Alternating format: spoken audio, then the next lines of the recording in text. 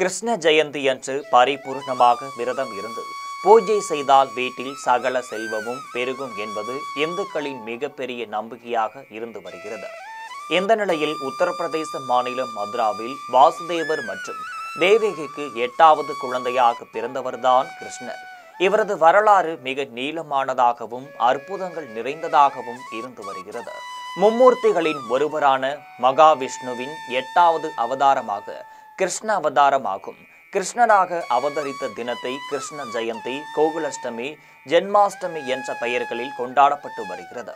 கிருஷ்ண ஜெயந்தி தினத்தன்று கிருஷ்ணரை நம் வீட்டிற்கு வந்து நமக்கு அருள் புரிவதாக இந்து மத ஐதீகம் சொல்கிறது. கிருஷ்ணரை வழிபடும் முறையில் அன்றைய நட்சத்திரம், நேரங்கள், விரத முறைகள் என பல வழிபாட்டு நடைமுறைகள் இருந்து வருகின்றன. இந்த ஆண்டு கிருஷ்ண ஜெயந்தி எப்பொழுது வருகிறது என்பதில் குழப்பம் நீடித்து வருகிறது. பொதுவாக இந்த ஆண்டு ஆகஸ்ட் 15 மற்றும் 16 ஆகிய தேதிகளில் கிருஷ்ண ஜெயந்தி கொண்டாடப்படுவதாக தகவல் வெளியாக இருக்கிறது. ஆனால் பஞ்சாங்க கணிப்பின்படி ஆகஸ்ட் 16 அதிகாலை 12:04 மணி முதல், அதாவது ஆகஸ்ட் 15ஆம் தேதி நள்ளிரவு 12 மணி முதல் ஆகஸ்ட் 16ஆம் தேதி இரவு 9:34 மணிக்கு முடிகிறது. வழக்கமாக தேய்பிறை அஷ்டமி அன்று ரோகிணி நட்சத்திரம் வரும் நாளில் கிருஷ்ண ஜெயந்தி கொண்டாடப்படும். பகவான் ஸ்ரீ கிருஷ்ணர் ரோகிணி நட்சத்திரத்தில் ஆவணி மாத அஷ்டமி அன்று அவதரித்தார்.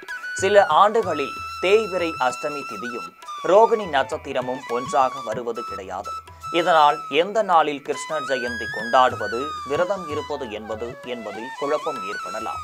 2025ஆம் ஆண்டில் ஆகஸ்ட் 16ஆம் தேதி சனிக்கிழமை கிருஷ்ண ஜெயந்தி கொண்டாடப்படும்.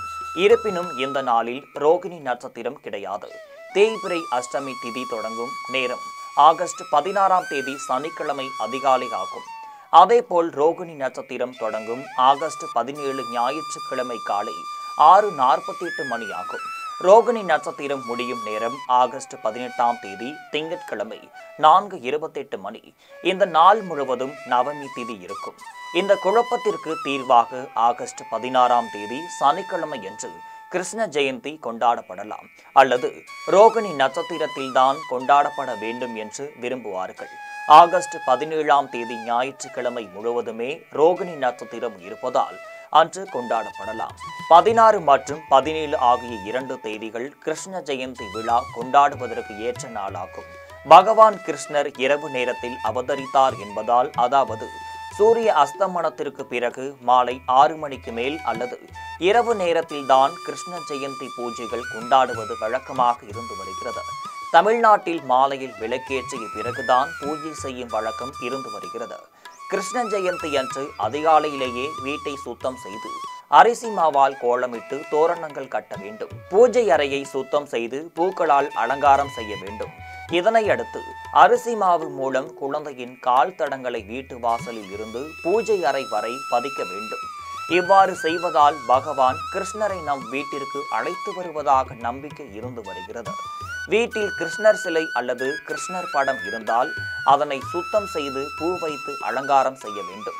பூஜைக்கு நெய்வேத்தியமாக கண்ணுக்கு பிடித்த வெண்ணெய், சர்க்கரை, அவல் முறுக்கு, இனிப்பு, சீடை அதிரசம், தேன்குழல் போன்ற பலகாரங்களை செய்து படைக்க வேண்டும். கிருஷ்ண ஜெயந்தியை கொண்டாடும் நாளில் பகல் முழுவதும் உணவு அருந்தக்கூடாது. பழம், பால், தயிர் போன்ற எளிய உணவுகளை சாப்பிட்டுக் கொள்ளலாம்.